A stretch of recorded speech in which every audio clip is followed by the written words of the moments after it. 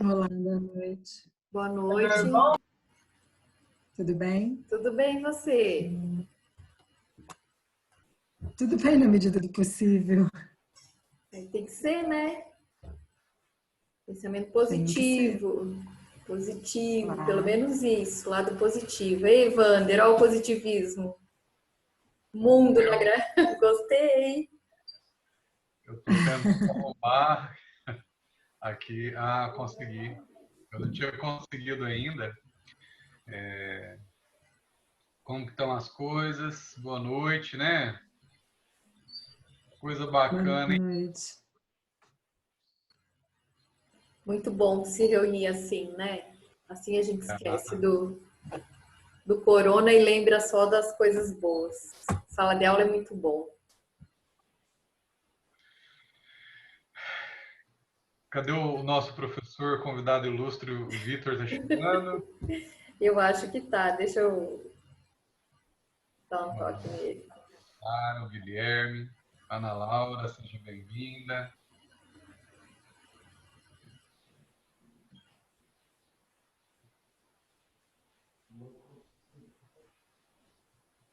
Tá gravando, né, Cris? Tá, eu deixei gravando o Wander. Aí depois, se você quer que eu pare, só comece na hora que o Vitor voltar? É bacana, porque depois a gente pode postar no grupo para quem não pôde participar nesse momento. Então, eu já arrumei as configurações todas, então ele já grava automático todas as aulas, viu, Wander? Sim, muito bacana, né? Tá Aham, vendo? muito bacana. Entrando num ritmo bem legal, né? Boa noite, professor Vitor. Tudo bem, professores? Boa noite, professora Cristina, professor Boa Wander, noite, boa noite. Sônia, Guilherme, Maria Clara, Gabriel, Boa tudo bom? noite. Tudo bem? Você colocou no YouTube alguma aula? Você está colocando no Google Classroom? Como que você está fazendo? Só no Class. Class? Estou mantendo no Classroom também. Ok. Bacana. E depois a gente pode ver, por exemplo, pegar um link, né, para a gente colocar no nosso grupo do WhatsApp do grupo de pesquisas do Núcleo de Estudos de Jurídicos, para que a gente possam, quem não participou, clica lá, acessa. Então, já mais uma tarefa para a professora Cristina, né? Já quero registrado, viu, Cris? Obrigado mesmo. A minha internet estava com instabilidade, graças a Deus eu consegui reestruturar. Mas assim, a Cris é super animada, né? Tem uma energia muito boa aí. E se não fosse pela Cris, a gente não estava conseguindo fazer, né, esse encontro, né? É verdade, é Imagina, verdade. imagina, gente. Eu faço o que poderia ser eu, né? Hoje de manhã eu tive 3 problemas durante a aula, caiu a internet, cachorro latiu. Foi pandemia na hora da aula. Primeira vez que aconteceu tudo ao mesmo tempo, né? E aí, mas assim acontece, essas coisas acontecem e ainda bem que voltou rapidinho, não perdi nada, nem os alunos. Boa noite. Boa Boa noite, noite. Boa noite. para os nossos alunos. E a gente tem que desenvolver essa flexibilidade, esse jogo de cintura. E tem uma palavra muito bacana que traduz essa necessidade nossa, que é resiliência, né? Então, resiliência é uma capacidade de adaptação às diversidades, às mudanças. Então, a gente tem que ir trabalhando isso, né? Isso aí. Isso mesmo. Aí, nós já temos 11 participantes, né? Então, para aproveitar o nosso tempo, que é um tempo exíguo, né? um tempo parco, vamos já dar início aos trabalhos, professor Vitor, vamos, professora Cris. Vamos lá, estamos à disposição. Então, ó, declara abertos os trabalhos do Núcleo de Jurídicos, né? E vamos estruturar da seguinte forma, se vocês aceitarem. A gente passa a primeira palavra às damas, depois ao nosso constitucionalista, professor Vitor, e aí a gente faz um fecho. Só queria deixar registrado que, além dessa calamidade da saúde, que já está mantendo milhões de pessoas, né, em diversos países do mundo em suas casas, nós temos também o problema da recessão econômica. Então, esse desafio passa como que nós podemos cumprir, né, com essa prevenção, com essa precaução, tomar medidas indispensáveis à proteção da vida humana e também tentar evitar o caos na economia, o caos na atividade estatal, o caos que está instalando nas vidas de todos os cidadãos, né? Então, esse nosso encontro vai ser muito importante, Cris, vai ser muito importante, Vitor, porque eu estou sentindo que o direito administrativo está em crise, vejo que o direito tributário, o direito constitucional, que nós, durante a minha vida toda como professor, como docente, nós ensinamos com base na normalidade, né? Não é uma situação tão excepcional, tão diferente quanto está acontecendo agora, né? Então, verdade, professor. Agradeço a presença de todos os presentes, né? Desejo uma sexta-feira abençoada, né? Que se feche com chave de ouro. E já passo a palavra para a professora Cris. Fique à vontade. Vou tentar ser breve, então, para dar tempo de todo mundo falar, porque hoje de manhã os meninos falaram que eu falo demais, né? Enfim, justamente, Wander, o que eu percebi foi que a área jurídica, e até um dos apontamentos que eu falo, que eu vou fazer hoje, principalmente, a gente tem que mudar, porque a gente não vai ter a jurisdição, a gente não vai ter como chegar até a jurisdição nesse momento que está tudo parado, né? Então, qual é o foco? O que a gente pode fazer para trabalhar, para tentar melhorar o nosso rendimento, né? Justamente é a questão da consultoria home office. Então, a gente tem que começar a procurar outros meios para conseguir manter o quê? A nossa renda, né? Justamente, eu faço um apontamento desses aqui. Inclusive, eu fiz aqui um slidezinho, acho que eu vou compartilhar com todo mundo, vou falar rapidamente, porque eu gosto de trabalhar desse jeito, né? E aí, depois eu passo a palavra para o professor Wander ou Vitor, quem for o próximo da vez, né? Então, vou falar rapidinho aqui. Os nossos... Deixa eu pegar aqui no comecinho dele. Peraí. Aqui, né? Os aspectos econômicos, financeiros e tributários. Então, começando justamente pela economia, né? A gente vai ter menos consumo, por quê? Porque há menos circulação de pessoas, porque agora nós estamos todos em reclusão social, né? A gente não pode ter contato social com ninguém.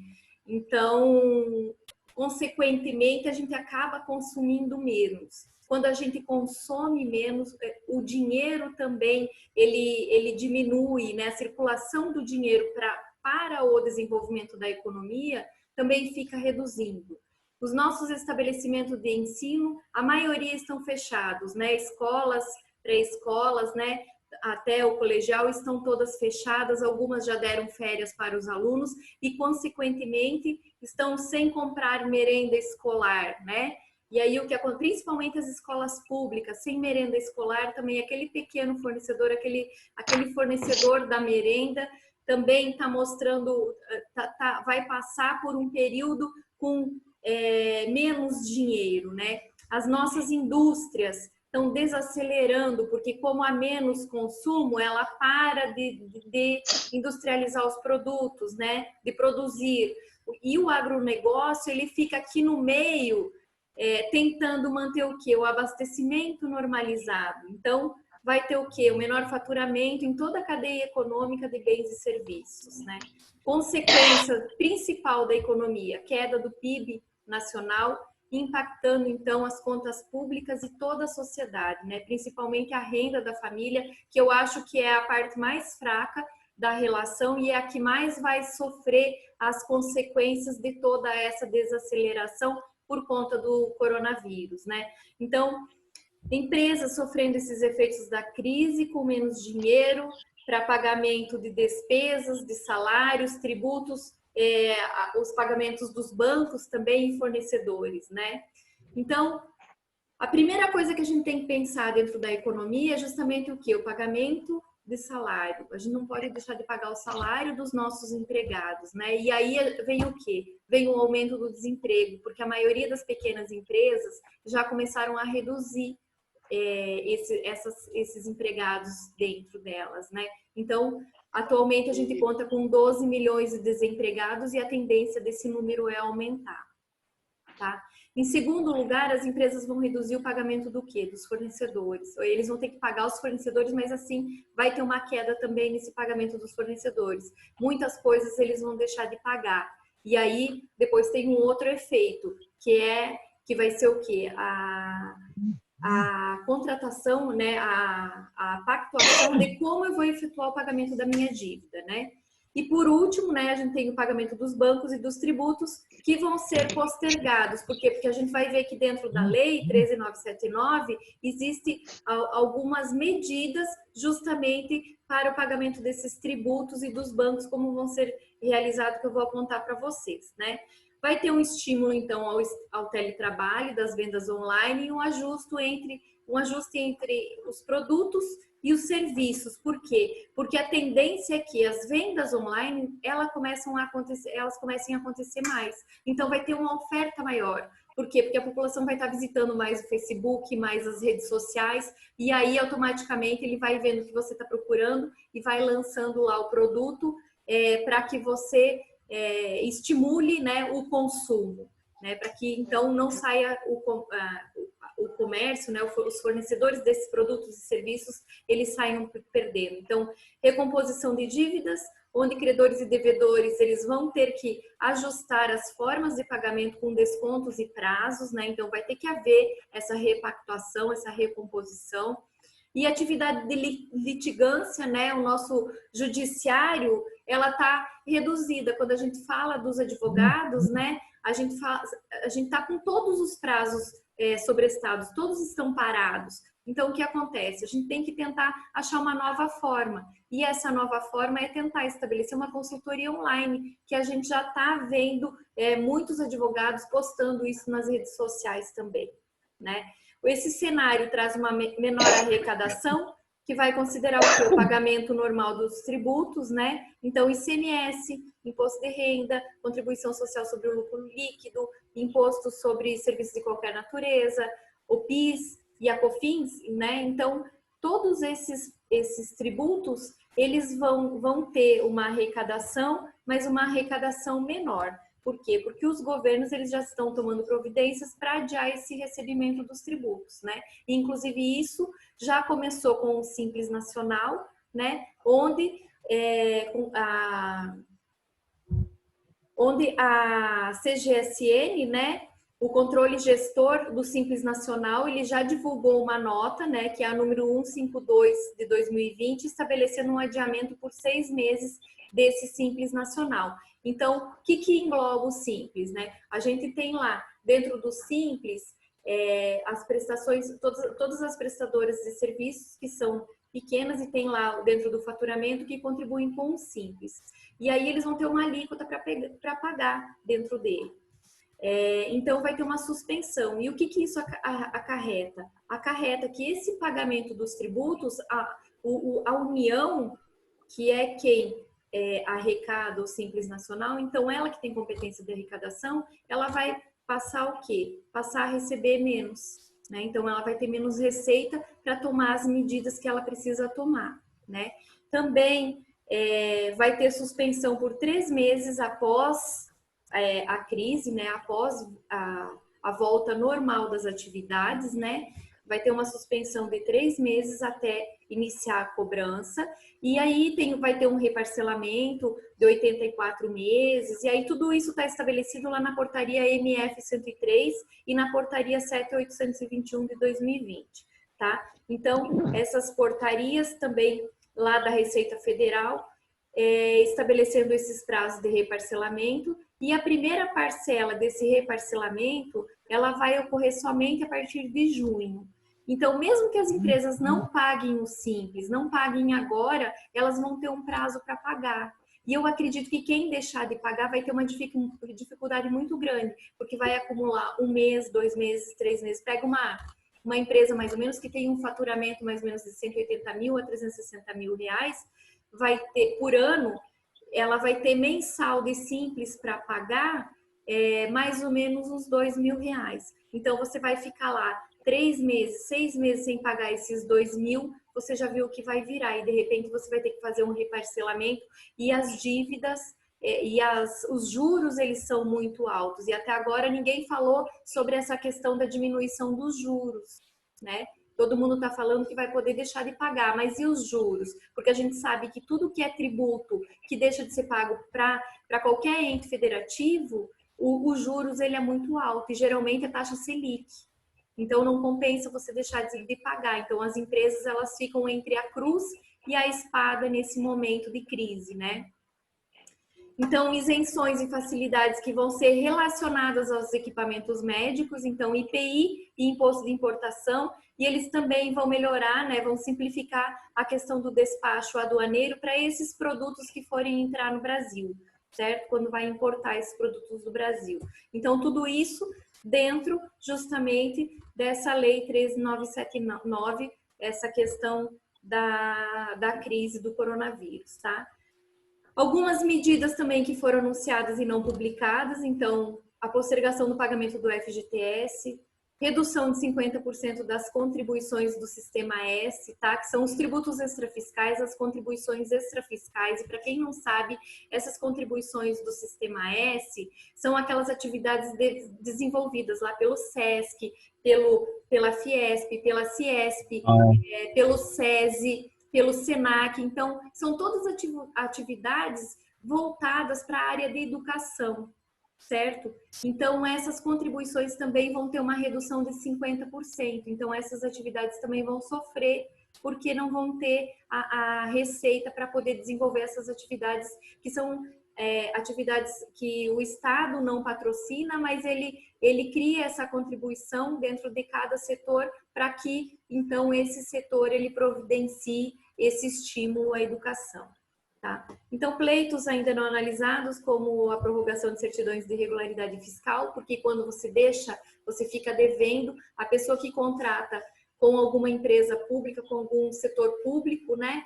Então, elas vão vai ter problemas com a certidão de regularidade fiscal e ainda eles não anunciaram se vão deixar passar essa certidão. Então, as empresas que só trabalham com o setor público vão ter dificuldade nessa área. Adiamento do prazo de entrega do imposto de renda também ainda ninguém falou. Estão falando, mas ainda ninguém anunciou de forma geral, né? Dizendo, não, realmente isso vai acontecer. Né? Muitas normas estaduais e municipais também que vêm sendo editadas e que a gente não está conseguindo acompanhar, né? Toda essa mudança em relação da lei 13979, né? Então, ainda tem medidas para preservação do que das micro e pequenas empresas, né? As empresas de pequeno porte, e ainda um auxílio para as médias e grandes, porque mesmo sendo média e grande empresa, a queda do faturamento ele vai influenciar muito isso. E o que são boatos dentro, nessa hora de crise, né? Que os governos eles deveriam reduzir os altíssimos encargos fiscais. Até agora ninguém falou, acabei de falar para vocês, para manter o quê? O pagamento dos tributos e assim retomar o crescimento. Logo após a crise, eles vão ter que editar alguma medida a respeito disso, porque os juros eles são altíssimos quando se trata de tributos, certo? E rumores da criação também do empréstimo compulsório para quem ganha acima de R$10.000 por mês. E aí penaliza quem? Justamente as famílias, que é o lado mais fraco da relação, né? Então, o governo ele tem que tomar muito cuidado, por quê? Porque ele tem que estabelecer como eles têm que manter essa estrutura familiar, porque se a estrutura familiar for corrompida, ele vai gerar um caos muito maior do que já está acontecendo, né? E aí, do aspecto financeiro e orçamentário, né, do nosso... tendo em vista a lei 13979, né, então, com menor arrecadação, o setor público ele vai sofrer, vai ter que rever as prioridades, né? Muitos entes federativos já estão deixando de pagar alguns fornecedores, né? Só que eles precisam rever as prioridades, por quê? Porque eles têm que combater justamente o vírus e reforçar o setor da saúde no combate ao vírus, né? O coronavírus. Então, precisa estabelecer as prioridades, tá? Então, até os setores prioritários, eles também vão deixar de ter destaque, alguns deles é a educação, né? Educação, assistência social, então eles vão ser deixados de lado, porque agora o nosso principal é a saúde, né? A arrecadação manter a remuneração do funcionalismo público, o pagamento da dívida pública também vai ter que esperar nesse momento, né? Então, a decretação de estado de calamidade, ela tem que deixar a prioridade de superávit fiscal, porque essa era uma prioridade que estava implementada lá na nossa lei de orçamento, né? A nossa lei orçamentária da União, e que era atingir um superávit fiscal. Esse ano vai ter que deixar de lado, ele não vai poder cumprir esse superávit, né?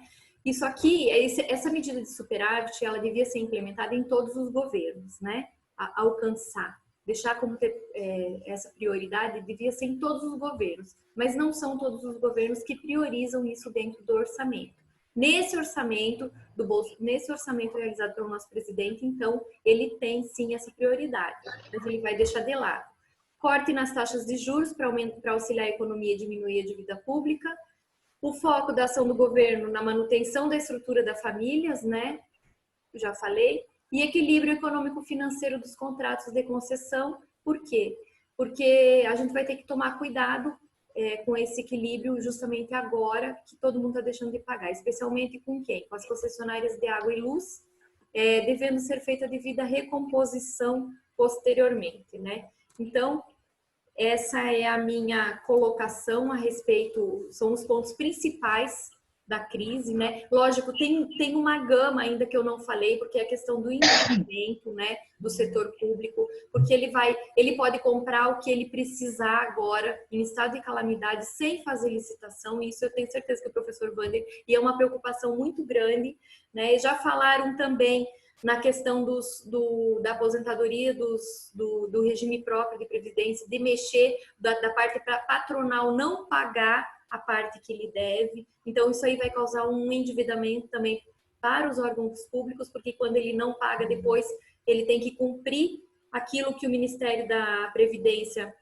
exige, ele vai ter que fazer um reparcelamento, né? Então, isso vai dar um problema, por quê? Porque agora nós estamos em ano de eleição, o próximo prefeito vai ficar ferrado, vai ter que pagar esse parcelamento junto ao Ministério da Previdência. Ele tem que cumprir, senão ele não consegue a certidão dele para fazer as contratações que ele precisa dentro da parte lá de previdência privada lá do órgão federativo. Vou passar a palavra, agradeço, depois eu tiro as dúvidas. Espero ter sido rápida o suficiente. Obrigado, professora Cristina. Passamos a palavra para o professor Vitor, seus comentários, né? Obrigado, professor. Boa noite, pessoal. Boa noite, professora Cristina. Fantástica. Explanação muito bom mesmo. A gente acaba vendo esse lado da crise toda com as empresas, essa dicotomia que a gente está entre vida, saúde, né, e manter a capacidade de produção, porque a saúde também vai depender de você conseguir comer bem do produto, conseguir chegar na mesa das pessoas, etc. E isso, infelizmente, embora a gente viva num cenário hoje de interligação tecnológica muito grande, a economia depende das pessoas, né? Depende do contato, depende do trânsito. Então, é um momento, como o professor Wander já tinha falado, sem precedentes na nossa história. E aí eu entro para fazer a seguinte observação: nós temos, dentro da Constituição, instrumentos para nos defender, por exemplo, de instabilidades institucionais, né? Você tem o estado de sítio, você tem o estado de defesa, você tem a previsão do estado de calamidade pública, mas não nesse nível de paralisar toda a atividade produtiva do país, né? Ninguém está podendo fazer nada, né? Por uma questão muito simples, você tem que frear esse nível de contaminação, né? Cedo ou tarde, todo mundo, em menor grau ou maior grau, vai acabar pegando, vai acabar tendo vírus. A questão é que, no momento agora, a gente não tem condição de atender todo mundo que ficar numa situação extremamente precária de saúde por conta dessa contaminação. Daí, a necessidade da gente frear, né, esse que eles falam de achatar a curva, né? Frear esse índice de contaminação para o próprio SUS poder dar conta dessas pessoas que vão depender de internação, de ventilação mecânica, UTI, etc. Então, é um negócio assim, sem precedente na história da humanidade. E aí fica difícil, porque nós não temos lei para regular isso, né? Quando nós fazemos a lei, você fala, tá bom, quem que vai pagar a conta? De onde vai sair? E aí entra um outro choque que a gente está tendo. A gente está tendo uma colisão aí frontal, né, já há alguns anos para cá, que é da função do papel do Estado. Né? Por que eu preciso do Estado? Será que o Estado, ele de fato é só alguém que me estorva? É só alguém que vem me cobrar imposto e ele não me dá contraprestação nenhuma? Né? Então, vem toda aquela política neoliberal de você reduzir o tamanho do Estado e vem uma crise agora que eu só vou segurar se eu tiver um Estado forte, se eu tiver um Estado extremamente presente. Olha que coisa maluca, né? Eu tenho toda um governo, né, estatuído e montado com essa política neoliberalizante, ou seja, de reduzir o tamanho do Estado, reduzir as atuações do Estado na economia, na vida privada, e agora eu tenho uma epidemia que me força o Estado a agir e falar, olha, você não vai trabalhar, você vai fechar a atividade, senão você vai continuar aumentando aí a proliferação do vírus, etc. Na China, a gente, até chegar aqui, a gente estava achando engraçado, né? O pessoal punha o termômetro assim, via que a pessoa estava com febre, já agarrava uma pessoa, já tirava ela de circulação na hora. Por quê? Você tem um Estado extremamente autoritário. Você tem um Estado onde a sua liberdade ela não tá, ela está condicionada a uma série de outras coisas, inclusive ao poder de império do Estado. Não é? Aqui não. Aqui a gente não tem isso. Então fica difícil você, nem quero, Deus me livre, né, de chegar ao ponto de alguém te ver na rua e falar, você está preso porque está andando na rua. Só que eu não sei se não seria o caso de chegar nesse ponto por conta dessa epidemia, porque vai ficar um negócio incontrolável, né? Hoje aqui em Ribeirão, alguns comércios já voltaram a abrir, né? Você já vê um fluxo de carros grande. Eu moro perto de uma avenida bastante movimentada, aqui, então você já vê um fluxo de carros grande, ou seja, as pessoas já estão fora aquela estafa de ficar em casa, você já tem a necessidade mesmo de produzir, de voltar a vender para, né, para comprar comida, para poder voltar a ter a vida que você tinha. Só que se o Estado não apertar isso ou não prover as pessoas, né, para que elas não tenham necessidade de trabalhar nesse período, a gente não vai conseguir conter essa epidemia. Então, eu vejo assim a dificuldade que nós temos até de encontrar mecanismos legais para garantir isso. Fala, como que eu vou distribuir? Quem que vai pagar a conta disso, Cris? De onde você vai tirar o dinheiro para fazer isso? Né? Então, você falou de empréstimo compulsório, eu até trouxe aqui, eu vou dividir minha tela com vocês. Para apresentar aqui, a Cris falou de... Opa! Conseguiu? Tá, eu não consigo. Não consigo. Tá desabilitado para mim, não vou conseguir. Ah, Mas se vocês abrirem a Constituição lá no artigo 148, está falando assim, ó, a União, mediante uma lei complementar, poderá instituir empréstimos compulsórios para atender a despesas extraordinárias decorrentes de calamidade pública, de guerra externa ou da iminência, né, de guerra. Então, acho que talvez fosse o caso, né, de você buscar, como a gente tem visto, países como a França, a Alemanha, a Itália, né, eles abriram na verdade, eles aumentaram o endividamento, eles aumentaram a venda de títulos públicos para fazer uma captação de dinheiro para poder bancar o pessoal em casa, né? Porque para tentar impedir que as pessoas saiam e fomentem aí disseminem mais o vírus. Aqui agora que a gente está ajustando essas medidas, né? Veio através da assistência social o auxílio de R$ 600 para aqueles que são microempreendedores individuais, que são autônomos, né? E agora está se falando ainda como que vai fazer com o seletista, né? Como que vai ficar a remuneração, em que medida o trabalhador, o empregador vai contribuir, em que medida vai ser o governo, porque precisa. Se eu não tiver esse Estado agora, né, ele não salva essa economia, ele não salva essa economia capitalista, né? Porque daqui a pouco eu não vou ter mais gente para trabalhar no sistema. Olha que coisa maluca. Então, a gente vem numa curva neoliberal, né, de você reduzir a situação do Estado, e agora esse próprio neoliberalismo ele só vai se perpetrar, ele só vai continuar agindo se o Estado intervier.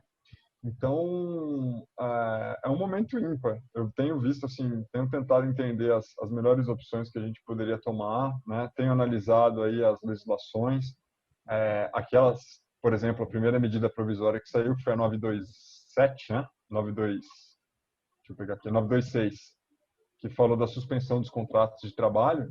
Quer dizer, foi um negócio absurdo. né? Eu suspendo o contrato, você não trabalha para mim, né? E você não trabalhando, eu não te pago. Você continua com o emprego, mas eu não vou te pagar. Quando, na verdade, o que você precisaria? Manter o salário, não é só manter o trabalho em si. Você precisa manter o dinheiro circulando numa economia onde você não pode circular pessoas, né? Então, tá uma situação, bastante complexa, tá? A lógica Professor, comum. Oi, pode falar. nesse caso da suspensão do contrato de trabalho, seria, por exemplo, uma medida possível para o governo, além de suspender o contrato para tentar baixar o custo da empresa, mas liberar, por exemplo, o seguro-desemprego para o trabalhador para ele conseguir manter a renda mensal dele? Seria uma alternativa. Seria uma alternativa. Mas é que tá. Quem que vai bancar esse seguro-desemprego? Vai sair de onde? A cara da Cristina lá que vai ter que pagar a conta. Entendeu? Cadê o recurso para isso? Cadê o dinheiro para isso? O professor Wander me mandou uma decisão interessantíssima. Não sei se eu chegou a disponibilizar no grupo, né? Que foi uma ação popular, que eu não sei quem foi o gênio, um cara muito bom. Do Rio de Janeiro, né? Pediu a liberação do dinheiro do fundo partidário para poder pagar essa conta agora, né? São 2 bilhões que estão lá no fundo partidário. É um dinheiro que estava previsto no orçamento público, então ele está separadinho ali, bonitinho, né? Para redestinar essa verba para pagar justamente esse auxílio. Por que agora? O que eu preciso manter? Eu tenho que manter a capacidade de compra das pessoas sem que elas estejam produzindo. Entendeu? Então, eu só dependo do Estado para fazer isso. Não tem outra forma. Se eu repassar essa bucha para o empregador, para o empresário, ele vai quebrar. Não é? Se eu não produzo, eu tenho que te pagar, né? Não estou conseguindo vender, não estou com o mesmo ritmo de venda, não estou com o mesmo ritmo mesma dinâmica econômica, como que eu vou fazer? Então, não tem jeito. Eu acho esse momento bastante curioso por conta disso. Né? A gente vem nessa política neoliberalizante e eu preciso de um Estado forte para segurar as pontas. Como foi na crise de 2008 nos Estados Unidos, por exemplo, né? Precisou o governo americano comprar banco, comprar empresa de carro para manter o pessoal, manter os postos de trabalho, manter o pessoal trabalhando. Hoje eu tenho a mesma situação, mas muito mais grave, porque as pessoas estão ficando doentes, estão morrendo, então eu preciso suprir essa necessidade de comer mesmo, de pôr dinheiro na economia, né, para que ele não tenha a necessidade de sair de casa para trabalhar. Então, eu acho que seria a alternativa, mesmo para custeio disso, ou um aumento da dívida pública, com emissão de títulos, que eu sei que é o que o Bolsonaro não quer fazer, por conta da questão de manter a meta de superávit primário, tudo direitinho, lei de responsabilidade fiscal, mas aí o professor Wander pode até falar melhor para a gente disso, como nós estamos em estado de calamidade pública, né? Você passa a ter uma série de flexibilizações com relação à lei de responsabilidade fiscal, né? Você passa a ter mais liberdade para contratar. E aí, Vitor, alguns dispositivos da lei de responsabilidade fiscal, por conta dessa lei da calamidade pública, eles não precisam mais ser observados. Então, tem muita coisa que é o endividamento, né? A questão do equilíbrio orçamentário, tudo isso não vai precisar ser observado. Então, quer dizer, o estouro vai ser maior.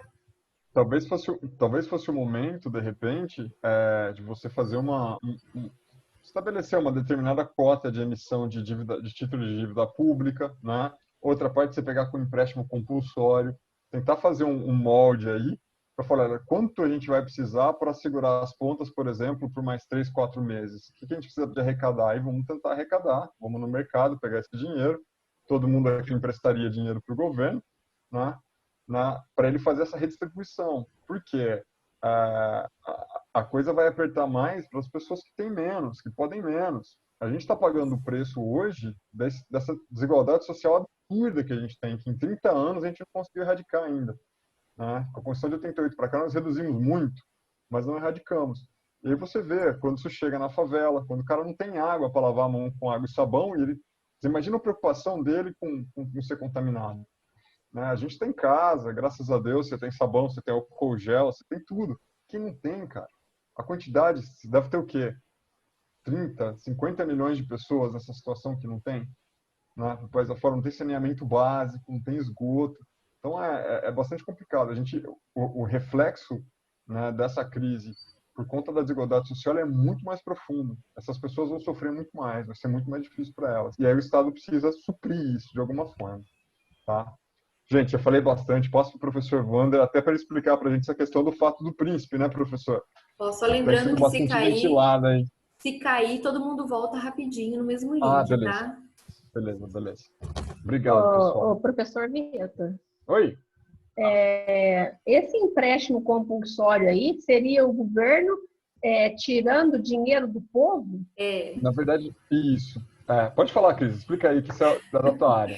Esse empréstimo compulsório Eu já estou assustada. Não, ele vai. O que está se veiculando é que assim, as pessoas que têm uma renda de 5 a 10 mil reais, vai se tirar uma parcela, mas não se estabeleceu ainda que parcela que vai tirar dessa renda para emprestar para o governo, porque empréstimo é justamente isso, é um empréstimo obrigatório, que você vai passar uma parte do seu salário para o governo, certo?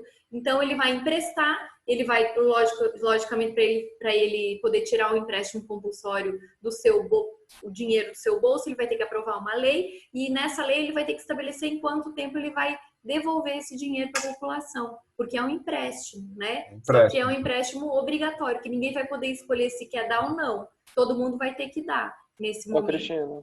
Oi. Só que igual, na época do Fernando Collor já fez isso, sequestrou valores que estavam em poupança. Mas não foi empréstimo diferente. compulsório, foi diferente, Sim, Coriolano. Foi diferente. Totalmente diferente. Só para concluir, por favor.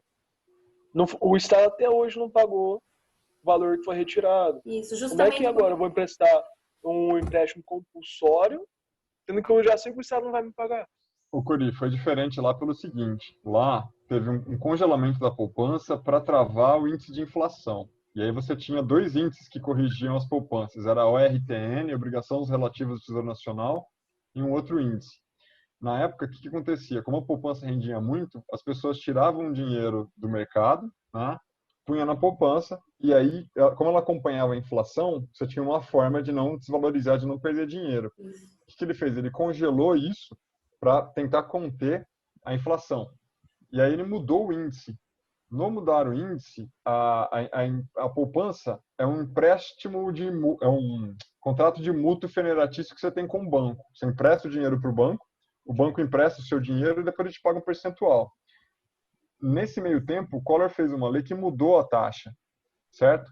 E aí os bancos, na hora de pegar, eles pegaram o dinheiro seu com uma taxa mais alta e te pagaram com uma taxa menor. O que o pessoal está cobrando hoje é essa diferença. Então, não tem nada a ver com empréstimo compulsório. Totalmente diferente. Compulsório é outra coisa. Empréstimo compulsório você tem um estado de guerra, por exemplo. O Brasil vai entrar em guerra. Precisa comprar arma, tanque, etc.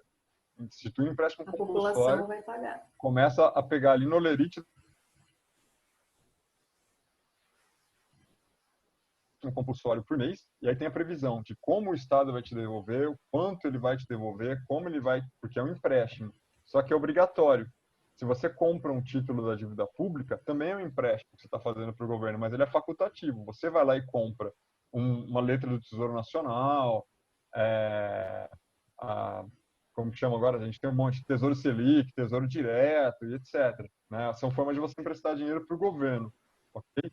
Então, ele teria que moldar aí as duas coisas. Uma coisa para captar no mercado, porque tem grandes bancos, tem grandes investidores, ou mesmo pessoas como nós que têm que comprar títulos públicos, e uma forma de pegar esse empréstimo compulsório. Por exemplo, já que a gente não tem imposto sobre grandes fortunas, né, Cris? Ele poderia aumentar o patamar aí, né? E falar, olha, nessa situação agora vocês vão pagar, quem ganha aí mais de 100 mil reais por mês, né? E aí, Vitor, ainda tem uma outra situação que ele nem precisaria instituir esse empréstimo compulsório. Se ele utilizar uma disposição que tem na Constituição Federal sobre o imposto residual, ele pode criar um novo imposto desde que tenha um fato gerador diferente, ele pode criar esse novo imposto a qualquer momento. Por exemplo, e aí exatamente. E o novo imposto, ele nem precisaria deixar de viger depois. Ele poderia continuar em vigor por um grande período. Então, o empréstimo compulsório ele ainda é melhor do que esse novo imposto, se ele realmente quiser utilizar esse dispositivo da Constituição Federal. Porque no empréstimo ele tem a obrigação de te devolver. Exatamente. Entendeu? No empréstimo ele tem a obrigação. De um jeito ou de outro ele tem que devolver. E aí, Coriolano, isso fica. Mesmo que no Brasil mude o Estado, depois mude a Constituição, ele tem que devolver. Esse título permanece como título público, ele tem que te pagar. Tá? Lógico que você está sujeito à prescrição e etc., mas ele tem que te pagar. Pelo menos em tese, né? Pelo menos em tese. Mas teve na Alemanha recentemente